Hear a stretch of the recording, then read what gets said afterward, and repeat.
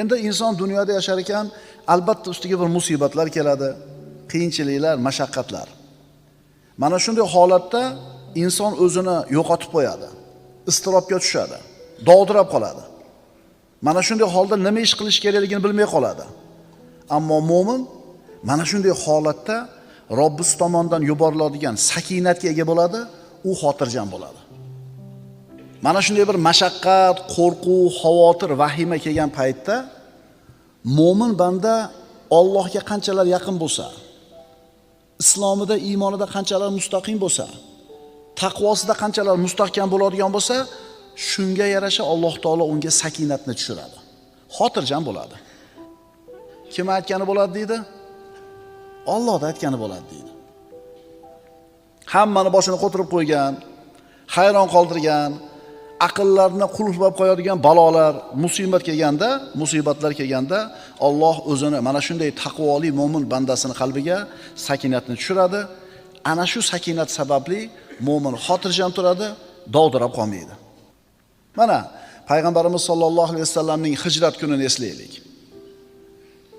Rasululloh sollallohu alayhi vasallam 10 dan ortiq sababni qilib eson-omon Madinaga yetib olishligi uchun 10 dan ortiq sababni qildilar, g'orda o'tiribdilar. Lekin bu sabablarni bittasi ham foyda qilmadi. Quraysh o'sha g'orda oldiga bordi. Rasululloh sollallohu alayhi vasallam va Abu Bakr Siddiq radhiyallohu anhu ularni oyoqlarini ko'rib turishar edi. Shunda Abu Bakr Siddiq xavotirga tushdi, yig'ladi. Nimaga yig'layapsiz ey Abu Bakr? Ya Rasululloh, agar engishib bittasi oyog'ini tagiga qaraganida bizni ko'rib qolar edi. Payg'ambarimiz nima dedilar? Mana Alloh tomonidan tushirilgan sakinatki, iz yaqulu li sohibihi la tahzan, innalloha ma'ana. O'shanda o'zining sohibiga aytgan edi, mahzun bo'lmang, zero Alloh biz bilan birgadir. Mana haqiqatan qo'rquv holati, xavotir. 10 ta odammi, 20 ta odammi mushriklar chiqib g'orda oldiga kelishdi. Izlar shu g'orga kirib ketayotganligini ko'rishdi. Lekin bittasi engashib qaramadi. Mana shunday bir xatarli holatda qalbida sakinati bor payg'ambarimiz sollallohu alayhi vasallam o'zini hamrohini nima qilyaptilar? Tinchityaptilar. Xotirjam bo'ling. Ma zannuka ya Abu Bakr bi isnayn, Allohu salisuhuma. 3-she'riga Alloh bo'lgan ikkita odam haqida qanday gumondasiz ey Abu Bakr? Ana sakinat. Xandaq kuni, Hunayn kuni, Hudaybiya kunlari. Bularni bari musulmonlar uchun mashaqqatli, istirobli, qo'rquvli kunlar edi, shiddatli kunlar edi. Alloh hammamizni o'zini ofiyatda saqlasin, lekin bandamiz boshimizda har xil kunlar bor. Mabodo mana shunday bir mashaqqatli, qo'rquvli kunlar kelib qoladigan bo'lsa, agar biz mo'min bo'ladigan bo'lsak, chinakam mo'min bo'ladigan bo'lsak, Alloh tomonidan albatta sakinat keladi. Qalbimiz xotirjam bo'ladi. Birodarlar, biz namoz haqidagi ilmni bir o'rganamiz, bo'ldi. U o'zgarmaydigan ilm. Sarf, nahv, arab tili grammatikasini o'rganamiz, bo'ldi. Qiyomatgacha bir xil turadi. Ro'zani fiqhini o'rgandik, zakotni fiqhini o'rgandik, tamom, bu o'zgarmay bir xil turadi. Ammo birodarlar, nafs tarbiyasi, qalb tarbiyasining ilmi juda ham muhim. Chunki qalb bir xil turmaydi hech qachon. Doim nima bo'lib turadi? O'zgarib turadi.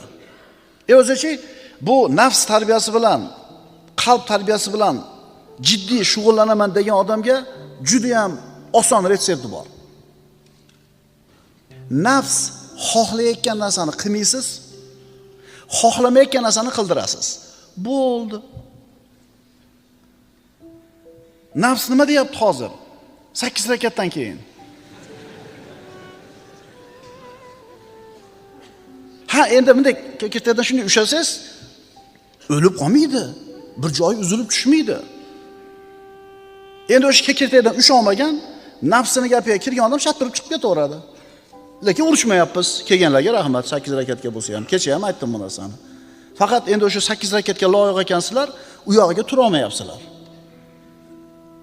Endi 20 rakat turganlar shunga loyiq bo'lganligi uchun turibmiz emas. Yo'q, Alloh bizni shu yerga turgizib qo'yapti. Alloh shu yerda turadigan quvvatni beryapti, sakinatni beryapti turibmiz. Tushundinglarmi ukalar? Nafsni tarbiyasini formulasi juda ham oson. Agar ikki og'iz gap bilan gapirish kerak bo'lsa, u xohlayotgan ishni qilmaysiz, xohlamayotgan ishga majbur qilasiz. Bo'ldi. Bir kun qiylanasiz, 2 kun olishasiz nafsingiz bilan, 3 kun olishasiz shaytoningiz bilan, keyin nafs ko'nikib qoladi. To'g'rimi, sigaretni tashlagan akalar? 3 kun 4 kun qiylangansizlar, keyin nima bo'ldi? Ana shu sakinat birodarlar. Bizni Allohga bo'lgan iymonimiz, ixlosimiz va istiqomamizga bog'liq bo'ladi. Shuni unutmaslik kerak. Qanchalar Alloh yaxshi ko'rgan taqvoli banda bo'lasiz, shu sakinat shuncha ko'proq tushadi sizga. U sakinat kimga beriladi? Rohatli, yengil, oson kunlarida Allohni tanigan mo'minlarga. Yengil, farog'atli kunlarda Allohni tanigan bandalar, bunaqa bandalarning ustiga mashaqqat kelsa, shu kunlarda Alloh taolo ularni taniydi, biz aytayotgan sakinatni beradi. Hadis sharifda aytilganidek, yengil kunlaringda Allohni tanigin, yengil kunlaringda Allohni tanigin, yaxshi kunlaringda, mashaqqatli qiyin kunlaringda Alloh seni taniydi. Allohga inobat qilish degani Allohga qaytish degani. Allohga iltijo qilish degani, Allohga yolvorish degani inobat. Inobat ikki xil bo'lar ekan. Rububiyat inobati, ulug'iyat inobat. Rububiyat inobatini hamma qilar ekan. Mo'minmi, kofirmi, erkakmi, ayolmi, olimmi, omimi, boymi, kambag'almi, millati, irqi qanaqa bo'lishidan qat'iy nazar odam zoti borki, rububiyat inobatini qiladi, iltijosini. Qachon qiladi? Samolyot silkinishni boshlaganda ateist ham nima deydi? Ey Rob deydi. Kemaga chiqib, katta to'lqinlarga kema urilib, chaqalib, to'ntarilib ketishiga xavotir bo'lganda ey Xudo deydi. Ateistlik ham esdan chiqib qoladi. Mulhitligi ham yoki dinsizligi ham. Bu majburiyatdan-da. Allohni tanimaydi, lekin boshiga musibat tushganda Alloh deydi. Endi ulug'iyat inobat qanaqa bo'ladi? Yengil kunlarida ham Allohni taniydi. Yengil kunlarda Allohning hukmida, yengil kunlarda Alloh taologa yaxshi ko'rib ibodat qiladi. Endi bunaqa bandasini Alloh qiylangan kunida albatta o'zini holiga tashlab qo'ymaydi. Tushunarlimi? Yengil kunlaringda Allohni eslagin, Allohni tanigin, Alloh ham seni nima qiladi? Taniydi, eslaydi. Ulamolardan biri aytadi: ustimga mashaqqat kunlari keladigan bo'lsa, sakinat haqidagi oyatlarni o'qiyman. Ana shu narsani o'qir ekan, ustimga qiyinchilik kelganda shu sakinat oyatlarini o'qib, uni ta'sirini hayotimda his qildim deydi. Mana shu nasihat ko'rsatma birodarlar. Agar ishlar og'irlashsa, qalb iztirobga tushsa, sakinat oyatlarini tilovat qiling. Bu sakinat Alloh taolo mo'min bandalarga ato qilgan inomi bo'ladi. U mo'minlarga xos bo'ladi. Sakinatning ta'rifi. Sakinatning asli xotirjamlik va viqor. Xotirjamlik va viqor. Masalan, falonchi odamda sakinat bor desa, demak uni qalbi xotirjam, ichi xotirjam, ustida viqor bor. Haybat bor, salobat bor. Baqir-chaqir qilish, qo'rqish, yig'i solish, asablarda buzilishi bu birodarlar sakinatni ziddi. Sakinatni nozik ta'rifi. Qalbda xotirjamlik va a'zolarda sokinlikni bor bo'lishi. Insonning ichi ham osoyishta, tashqi ham osoyishta. Bilasizmi, shunday bir aktyor odamlar bor. Asabi o'lgan, g'azabi qaynab turibdi. Ichida vulqon qaynab turibdi-yu, ammo tashqarisida xotirjam tura oladi. Biz bunaqa, bu aktyor bu.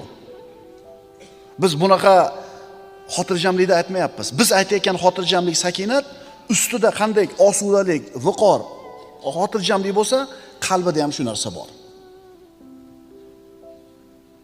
Mo'min banda osoyishta bo'ladi, sokin bo'ladi. Xuddi salobatli bir tog'dek. Mo'min jazavaga tushmaydi, vahimaga tushmaydi, panika qilmaydi, yiqilib qolmaydi, o'zini yo'lidan chiqib ketmaydi, idish tovoqni yerga urmaydi, eshikni tepmaydi, so'kinmaydi, xotirjam bo'ladi, halim bo'ladi. Mana shu kishini muomalada, odamlar bilan qilayotgan muomalasida muloyim, halim bo'lib turganligi uni qalbida sakinat borligiga bir ishora bo'ladi. Birodarlar, bilasizmi, xulq, go'zal xulqlarning sayyidi bu hilm deyiladi, muloyimlik.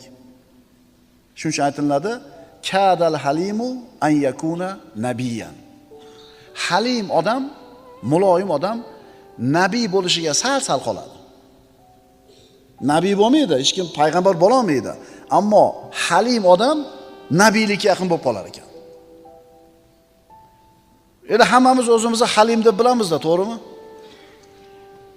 Endi bu halimlik ham ikki xil bo'ladi, birodarlar. Kimdir Alloh taolo shu halim qilib yaratib qo'ygan, tabiati muloyim, yumshoq odam bo'ladi.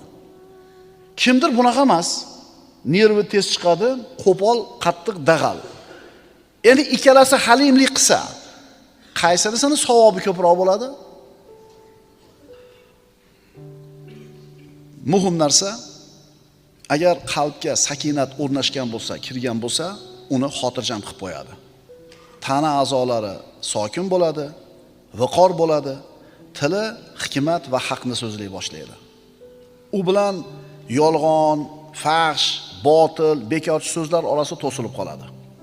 Abdulloh ibn Abbos aytadi, biz aytar edik, Umarning tilida va qalbida sakinat gapirar edi. Umar roziyallohu anhuning tilida va qalbida sakinat gapiradi der edik. Ya'ni qalbidagi sakinat uni tilini va qalbini gapirtirar edi. Birodarlar, sakinat nima desa, samarasiga qarab turib bilib olishimiz kerak bo'ladi. Sakinatning samarasi qalbdagi rozilik, ishonch, qalbdagi osoyishtalik, tabiatdagi bosiqlik. Vallohi mo'min banda agar Allohga yaqin bo'lsa, agar Alloh unga sakinatni bergan bo'lsa, uni qalbida shunday bir xotirjamlik bor bo'ladiki, agar xavotir, qo'rquvda turgan butun bir shahar ahliga tarqatsa, mana shu undagi sakinatni hammasini xotirjam qilib qo'yadi. Mana shular sakinatni ochiq ko'rinib turgan mevalari.